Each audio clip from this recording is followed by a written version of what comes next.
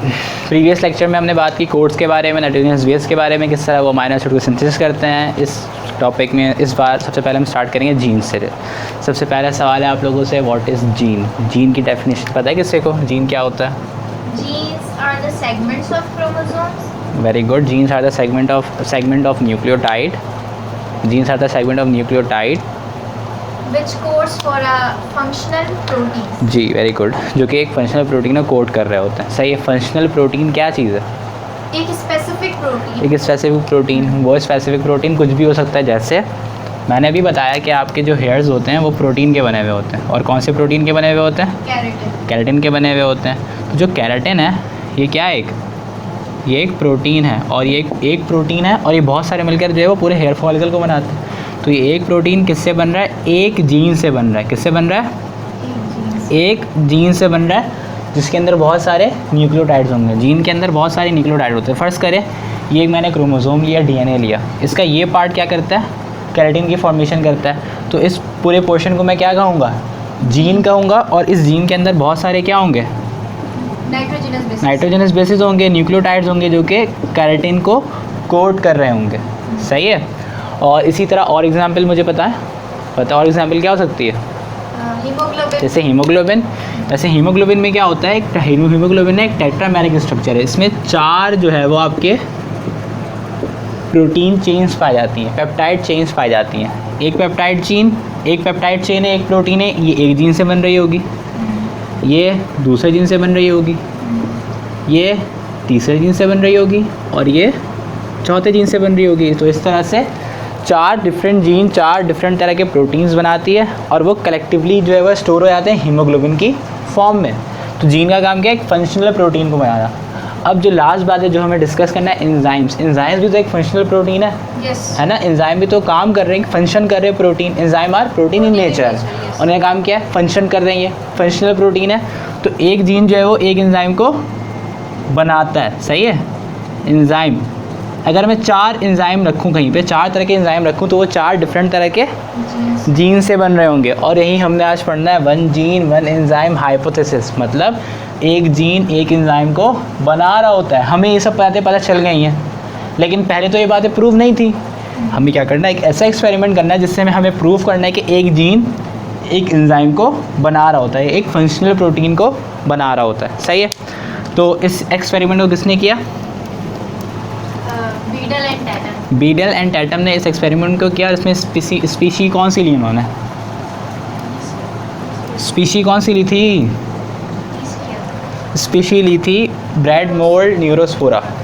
सबसे पहले इन्होंने एक स्पीशी ली, और स्पीशी को जो है वो इन्होंने डाला टेस्ट ट्यूब में। मैं यहाँ पे टेस्ट ट्यूब रखता हूँ, एक टेस्ट ट्यूब लिया मैंने, और इस टेस्ट ट्यूब के अंदर मैंने डाला किसे? इस टेस्ट ट्यूब के अंदर मैंने डाल दिया न्यूरोस्पोरा, ब्रेड मोल्ड न्यूरोस्पोरा को। सही है। इसके स्पोर्स डाल दिए जो कि यहाँ पे ग्रो करेंगे, एक मीडियम है ये। ठीक है। अब ये ग्रो कर रहा है नॉर्मली। इन्होंने क्या किया कि इन्होंने इसके अंदर, इसके अक्रॉस एक वेव पास की। कौन सी? एक्सरे। अल्ट्रावायलेट नहीं, एक्सरे।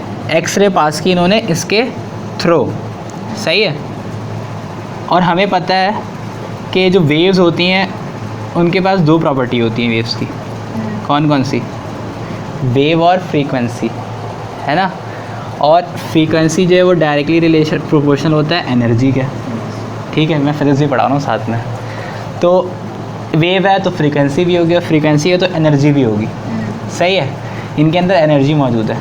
अब होता क्या है कि जब किसी भी सेल है, और सेल के अंदर न्यूक्लियोटाइड है, डीएनए है, और बहुत सारा वाटर फील्ड है, जब इसके अंदर से एक्स रेज या कोई सी भी वेव पास होती है ना, बहुत ज़्यादा हाईली एनर्जेटिक, तो ये जो है ना इलेक्ट्रॉन को एक्साइट कर देती है। सही है। इलेक्ट्रॉन को रिमूव करवा देती है। जब इलेक्ट्रॉन एक्साइट हो जाएगा, अपने शेल से बाहर, एटम से बाहर निकल जाएगा, तो जो मॉलिक्यूल मौजूद था उसके बाद एक अनपेयर्ड इलेक्ट्रॉन बच जाएगा। और अनपेयर्ड इलेक्ट्रॉन बहुत ज़्यादा हाईली रिएक्टिव होते हैं, और उन्हें हम क्या कहते हैं? अनपेयर्ड। ऐसे मॉलिक्यूल जिनमें एक अनपेयर्ड इलेक्ट्रॉन पाया था उन्हें हम क्या कहते हैं? Free radical. साथ में केमिस्ट्री भी पढ़ा रहा हूँ। फ्री रेडिकल कहते हैं। इनमें एक फर्क करें एफ है और इसके अंदर एक अनपेयर्ड इलेक्ट्रॉन, ये हाईली रिएक्टिव है। सही है, ये वाटर से बना फ्री रेडिकल। ये हाईली रिएक्टिव मॉलिक्यूल किसी से भी जाके रिएक्ट कर सकता है। अब फॉर एग्जांपल ये न्यूक्लियोटाइड से जाके रिएक्ट कर गया, सही है, और इसने क्या किया, एक न्यूक्लियोटाइड को यहाँ से रिमूव करवा दिया, सही है। तो इसके जीन में क्या हो गई, म्यूटेशन। म्यूटेशन एक किसी भी आपके जेनेटिक मटेरियल में चेंज आ जाना, उससे हम क्या कहेंगे, म्यूटेशन। तो यहाँ पर क्या हो गई, म्यूटेशन हो गई। तो इन्होंने एक तरह से क्या किया, एक्स रेस को पास करवा के इन न्यूरोस्पोर में क्या कर दिए, म्यूटेशन कर दिया, इनके जेनेटिक इन्फॉर्मेशन को बिगाड़ दिया। सही है, यहाँ तक आपको बात समझ में आ गई। अच्छा, अब हम इस बात को यहाँ पर याद रखना। अभी हम एक दूसरी चीज़ देखेंगे थोड़ी देर के लिए, सही है। हम अभी देखेंगे कि नॉर्मली न्यूरोस्पोर कैसे काम करता है, न्यूरोस्पोर अपने अपने जो है वो फीड कैसे करता है इस एनवायरनमेंट में, हम अभी ये देखेंगे। तो आप ये समझे कि ये जो है ना जेनेटिक कोड है न्यूरोस्पोर का, सही है। ये क्या है, न्यूरोस्पोर का जेनेटिक वो जेनेटिक मटेरियल है, सही है। मैंने बताया कि न्यूक्लियोटाइड्स हैं, डीएनए होता है, डीएनए में न्यूक्लियोटाइड्स होते हैं और बहुत सारे न्यूक्लियोटाइड मिलकर एक जीन बनाते हैं जो कि क्या कर रहा होता है, एक पर्टिकुलर प्रोटीन को सिंथेसाइज कर रहा होता है। तो अब फर्ज करें यहाँ पर एक ये जीन का पार्ट है, सही है, एक जीन का पार्ट ये है जीन 1 आपका, और यहाँ पर एक ये क्या आपका जीन 2, सही है, मैं 2 लिख देता हूँ। और यहाँ पर आपका क्या है, जीन नंबर 3, सही है। ये जीन्स हैं और इन जीन्स का काम क्या होता है, पर्टिकुलर प्रोटीन की सिंथेसिस करना, फंक्शनल प्रोटीन की। फॉर एग्जांपल यहाँ पर ये एंजाइम्स की सिंथेसिस कर रहा है, सही है। जीन 1 सिंथेसिस कर रहा है एंजाइम नंबर 1 की, जीन 2 सिंथेसिस कर रहा है एंजाइम नंबर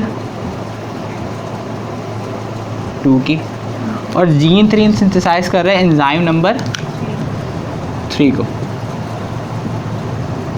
ठीक है। ये सारे एंजाइम सारे काम कर रहे हैं। एंजाइम्स का काम अभी हम देख रहे हैं कि ये फीड कैसे करता है, खाना कैसे खाता है, सही है। तो सबसे पहले एसिटाइल कोलिन, इनके एनवायरनमेंट में था एसिटाइल कोलिन। इस एंजाइम ने क्या किया, एसिटाइल कोलिन को कन्वर्ट कर दिया ऑर्निथिन में, किस में, ऑर्निथिन में कन्वर्ट कर दिया, ऑर्निथिन में। एंजाइम नंबर 2 ने क्या किया, ऑर्निथिन को कन्वर्ट कर दिया सिट्रुलिन में, सही है। और एंजाइम नंबर 3 ने क्या किया, कैटालाइज किया सिट्रुलिन को आर्जिनिन में, ठीक है। ये नॉर्मली काम चल रहा था कि जीन नंबर 1 एंजाइम 1 बना रहा था जो कि एसिटाइल कोलिन को ऑर्निथिन में कन्वर्ट कर रहा है, जीन नंबर 2 एंजाइम 2 बना रहा है जो कि ऑर्निथिन को सिट्रुलिन में कन्वर्ट कर रहा है, और जीन नंबर 3 एंजाइम 3 बना रहा है जो कि सिट्रुलिन को आर्जिनिन में कन्वर्ट कर रहा है। और इस तरह से ये अपनी लाइफ साइकिल चल रही है इसकी अपनी, सही है। अब इन्होंने क्या किया कि म्यूटेशन कर दी, सही है। फ़र्ज़ करें उन्होंने ऐसी म्यूटेशन, उन्होंने जब म्यूटेशन की ना तो उन्हें 3 तरह के म्यूटेंट मिले। कितने तरह के म्यूटेंट मिले, 3 तरह के म्यूटेंट मिले। मैं यहाँ पे बना देता हूँ, म्यूटेंट नंबर 1, म्यूटेंट नंबर 2 और म्यूटेंट नंबर 3, 3 तरह के म्यूटेंट मिले, सही है। जो पहला म्यूटेंट था ना उसको जब हमने सिर्फ और सिर्फ एसिटाइल कोलिन में डाला, जब हमने उसे कहाँ डाला, एसिटाइल कोलिन में डाला, तो वो ग्रो नहीं कर सका, वो ग्रो नहीं कर सका। लेकिन जब हमने उसको ऑर्निथिन में डाला ना, मतलब दूसरे टेस्ट ट्यूब में डालते गए, ऐसे टेस्ट ट्यूब में डाला पहले जिसमें एसिटाइल कोलिन था, फिर ऐसे टेस्ट ट्यूब में डाला जिसमें ऑर्निथिन था, तो ये ग्रो कर गया। फिर इन्होंने डाला सिट्रुलिन वाले मीडियम में, तब भी ये ग्रो कर गया। और फिर जब आर्जिनिन में डाला तो उसको ग्रो करना था ही, ये आर्जिनिन में एसिटाइल कोलिन में ग्रो नहीं कर पाया। इसका मतलब क्या होगा, म्यूटेशन कहाँ हो गई, एंजाइम नंबर 1 में, जीन नंबर 1 में म्यूटेशन हुई, और म्यूटेशन जीन नंबर 1 में हुई जिसकी वजह से एंजाइम नंबर 1 डिफेक्टिव बना या बना ही नहीं, जिसकी वजह से ये रिएक्शन कैटालाइज नहीं हो पा रहा और ये हमारे पास एसिटाइल कोलिन में ग्रो नहीं कर पा रहा। दूसरा म्यूटेंट मिला, दूसरा म्यूटेंट को जब हमने एसिटाइल कोलिन में डाला तब भी ये ग्रो नहीं कर पाया, तब ये ग्रो नहीं कर पाया। फिर जब हमने इसको ऑर्निथिन में डाला तब भी ये ग्रो नहीं कर पाया। सही है, अब आपको पता चल चुका होगा ये क्यों नहीं कर पा रहा ग्रो। सही है, और जब हमने इसको सिट्रुलिन में डाला तब भी ग्रो कर गया, और आर्जिनिन में डाला तब भी ग्रो कर दिया। एसिटाइलकोलिन और ऑर्निथिन में ग्रो क्यों नहीं कर पा रहा? क्योंकि जी नंबर 1 में भी म्यूटेशन हो गई और जी नंबर 2 में भी म्यूटेशन हो गई। और जब हमने म्यूटेंट 3 को लिया तो ना ये एसिटाइलकोलिन में ग्रो कर पा रहा है, ना ये ऑर्निथिन में ग्रो कर पा रहा है, ना ये सिट्रुलिन में ग्रो कर पा रहा है, सिर्फ और सिर्फ ये एसिटाइलकोलिन में आर्जिनिन में ग्रो कर रहा है। सही है, इसका मतलब क्या हुआ कि इसमें तीनों जीनों में म्यूटेशन हो गई है और सिर्फ ये आर्जिनिन में रेडीमेड मटेरियल में ग्रो कर पा रहा है। इससे हमें क्या पता चला, इससे हमें प्रूफ मिल गया कि एक जीन एक ख़ास तरह के पर्टिकुलर एंजाइम को बना रहा होता है। एक जीन एक एंजाइम को बना रहा होता है, और अगर एक जीन में म्यूटेशन हो जाए तो एक एंजाइम नहीं बन पाते। अगर इसमें म्यूटेशन हो गया तो ये एंजाइम नहीं बन पाएगा, और इसमें म्यूटेशन होगा तो ये एंजाइम नहीं बन पाएगा। और इस तरह से 1 जीन 1 एंजाइम हाइपोथेसिस को इन्होंने एक्सपेरिमेंटली करके दिखाया। सही है, उम्मीद करता हूँ समझ में आया होगा। कुछ भी कन्फ्यूजन हो आप जो है वो कमेंट में बताएगा, मैं आपको समझाने की कोशिश करूँगा। Thank you.